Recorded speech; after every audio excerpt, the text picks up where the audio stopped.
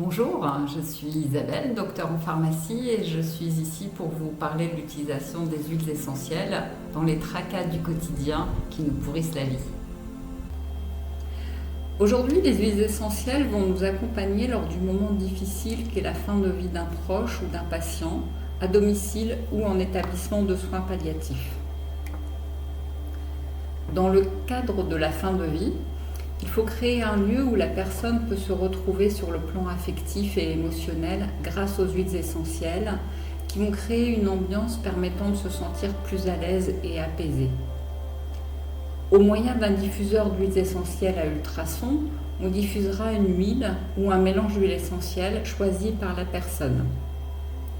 Si celle-ci n'est plus à même de parler, on lui passera les flacons sous le nez afin de voir s'il y a une réaction positive ou négative pour pouvoir choisir l'huile. D'autre part, une huile peut plaire à un moment et déplaire une autre fois en fonction des émotions que ressent la personne.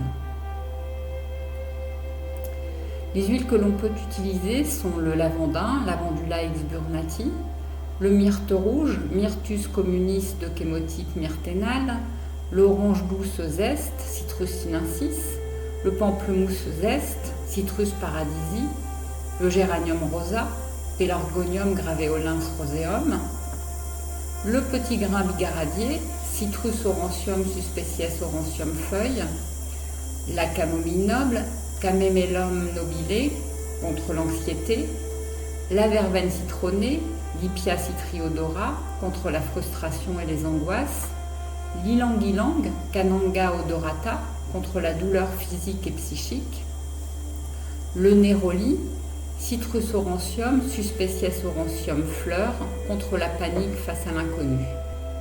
Cela peut aussi être toute autre huile que la personne vous désigne, et on les utilisera seuls ou en mélange. Le toucher aimant est très important également. On fera un massage doux des mains avec par exemple 2 gouttes d'huile essentielle de rose de Damas, Rosa damascena, ou de romarin à cinéole, Rosmarinus officinalis de chémotype cinéole, dans 15 gouttes d'huile végétale d'amande douce. Si la personne l'accepte, on peut même faire un massage des pieds si ce n'est pas douloureux. Pour le visage, on utilisera plutôt des hydrolats, de rose, de verveine, de cyste, de néroli, que l'on appliquera sur le visage de la personne au moyen d'un tissu doux pour la rafraîchir. Si vous appréciez ce format, abonnez-vous. Pensez à mettre le pouce en l'air et activer la cloche.